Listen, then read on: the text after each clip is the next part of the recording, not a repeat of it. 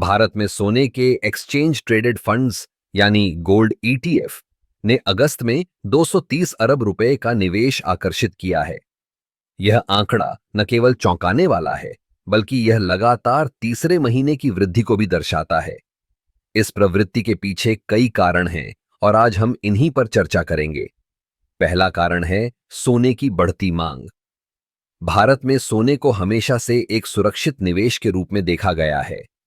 जब भी बाजार में अस्थिरता आती है, लोग सोने की ओर रुख करते हैं। अगस्त में जब वैश्विक बाजारों में उथल-पुथल थी, तब निवेशकों ने सोने को एक सुरक्षित आश्रय माना। दूसरा कारण है गोल्ड ईटीएफ के लाभ। ये फंड निवेशकों को सोने में निवेश करने का एक आसान और सुविधाजनक तरीका प्रदान करते हैं। भौतिक सोने की खरीदारी में कई समस्याएं होती हैं, जैसे कि भंडारण, सुरक्षा और शुद्धता की चिंता। लेकिन गोल्ड ईटीएफ में निवेश करने से ये सभी समस्याएं समाप्त हो जाती हैं। आप बस एक क्लिक में सोने में निवेश कर सकते हैं। तीसरा पहलू है सोने की कीमतों में स्थिरता। पिछले कुछ महीनों में सोने की कीमतें अपेक्षाकृत स्थिर रही हैं। यह निवेशकों को विश्वास दिलाता है कि उनका पैसा सुरक्षित है। जब सोने की कीमतें स्थिर होती हैं, तो लोग अधिक निवेश करने के लिए प्रेरित होते हैं।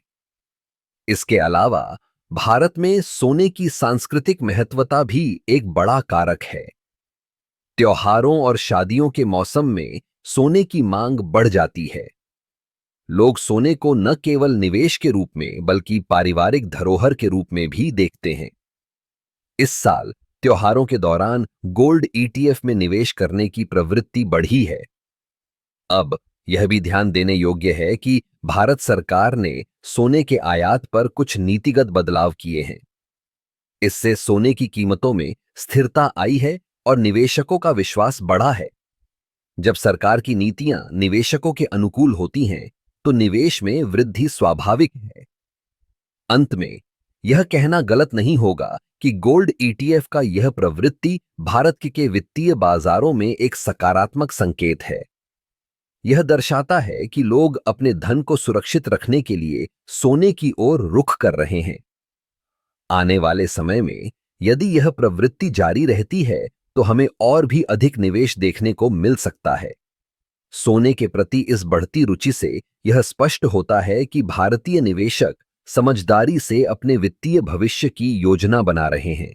यह न केवल व्यक्तिगत निवेशकों के लिए, बल्कि पूरे देश की अर्थव्यवस्था के लिए भी एक शुभ संकेत है।